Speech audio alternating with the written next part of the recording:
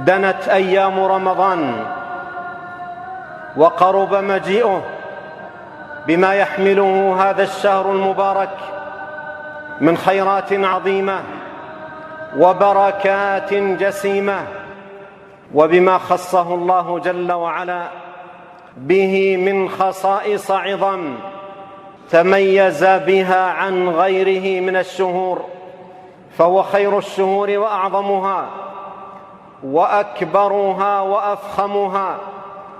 جعل الله عز وجل فيه خيرات كثيرة وبركات عظيمة، ونوع فيه العطايا والهبات. أيها المؤمنون، الاستبشار بمجيء هذا الشهر العظيم والفرح بقدومه سنة ماضية وهدي ماثور.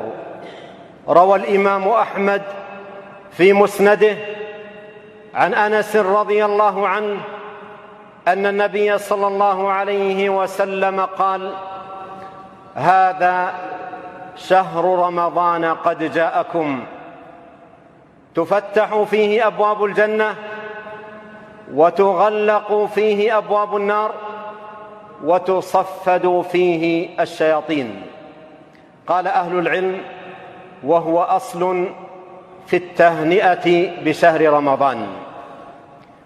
أيها المؤمنون، يفرح المؤمنون وحق لهم بمقدم هذا الشهر العظيم، ويدخلهم سرور عظيم بمجيئه لما يدركونه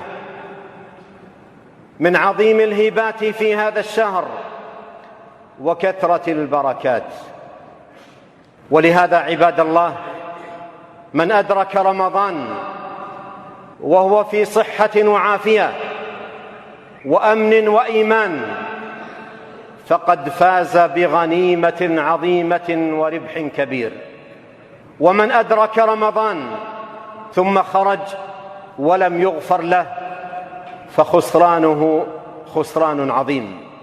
إذ قال النبي عليه الصلاة والسلام: رغم أنف امرئ دخل شهر رمضان ثم خرج ولم يغفر له.